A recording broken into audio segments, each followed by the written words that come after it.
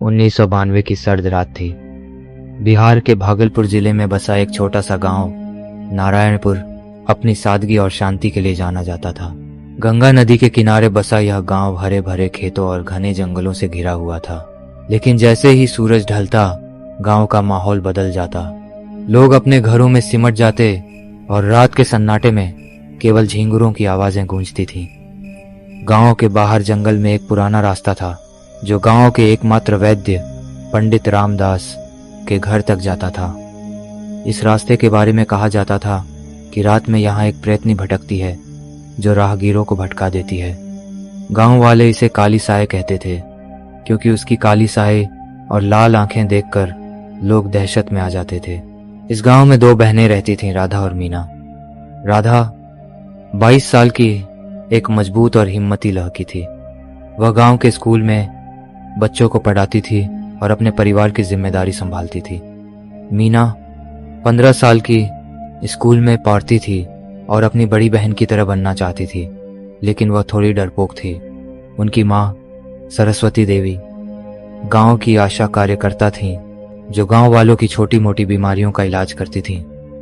उनके पिता की मृत्यु 2 साल पहले एक ट्रैक्टर दुर्घटना में हो गई थी और तब से तीनों माँ बेटियां एक दूसरे का सहारा थीं। उस रात सरस्वती देवी को अचानक तेज बुखार छिड़ गया। घर में दवाइयां खत्म हो चुकी थीं और गांव का छोटा सा दवाखाना रात में बंद रहता था। राधा ने माँ की हालत देखी तो उसका दिल बैठ गया। माँ का माथा आग की तरह तप रहा था और वह बार बार बेहोशी में बड़बड़ा रही थी। राधा ने मीना से कहा, हमें वैद्य जी के पास जाना होगा। उनके पास जड़ी बूटियां हैं जो माँ को ठीक कर सकती हैं। मीना का चेहरा डर से पीला पड़ गया।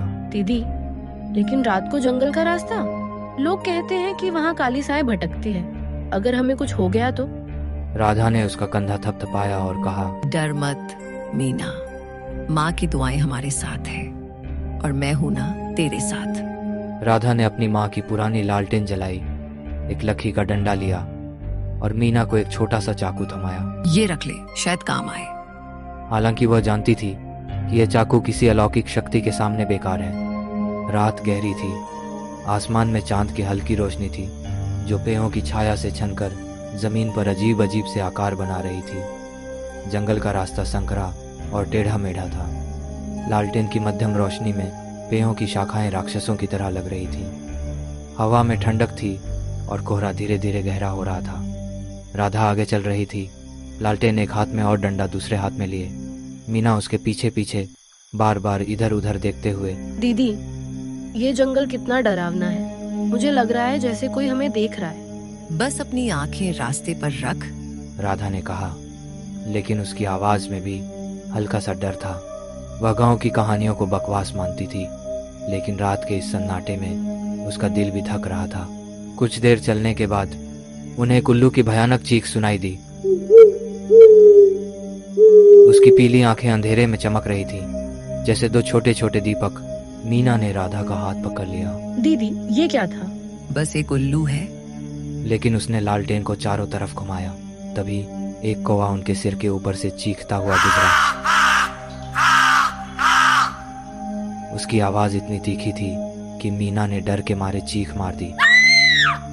शांत हो जा मीना, राधा ने डांटा। अगर हम डर गए तो माँ को कौन बचाएगा?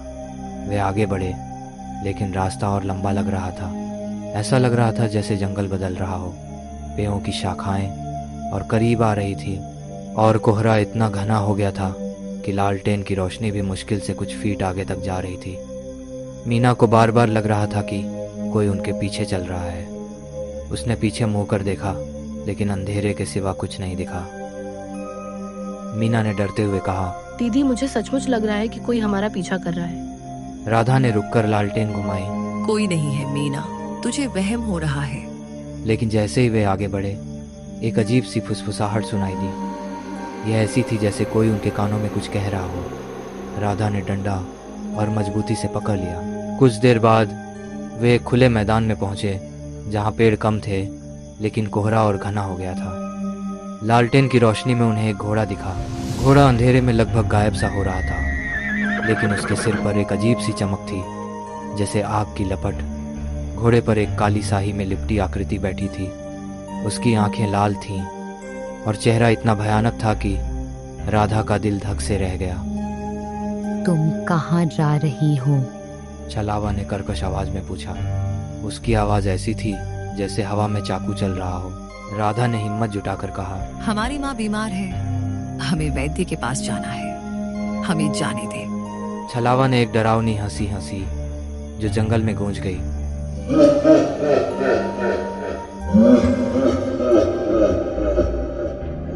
कोई नहीं जाएगा, उसने कहा और घोड़ा उनकी ओर बढ़ने लगा।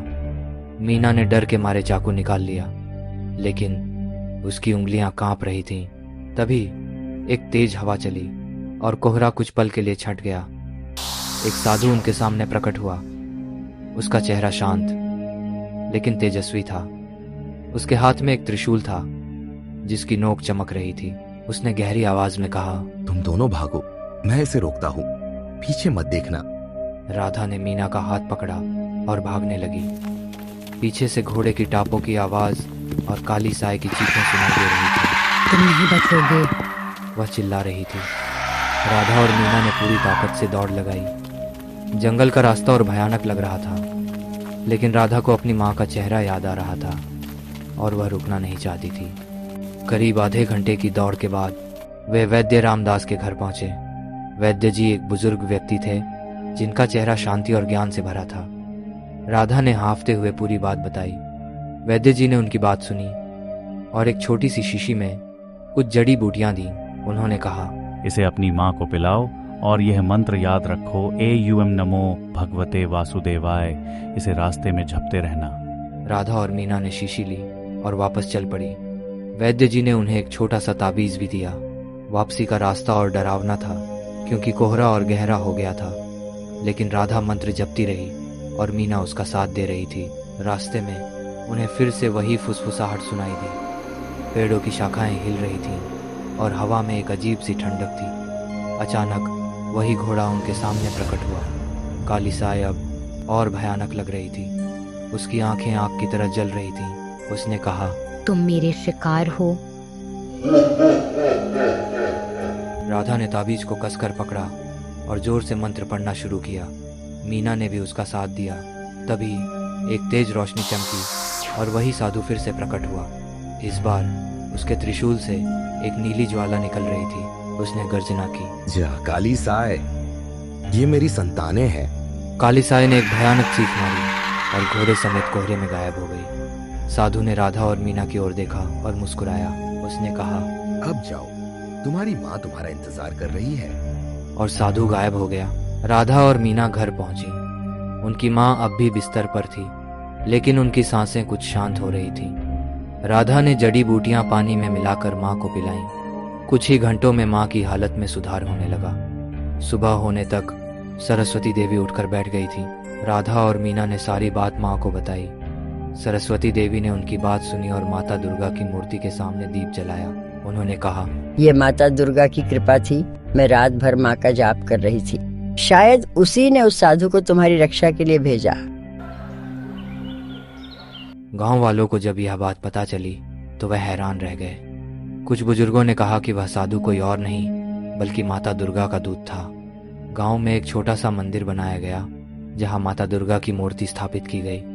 राधा और मीना ने उस रात की घटना को कभी नहीं भुलाया और वे हमेशा माता दुर्गा का जाप करने लगीं।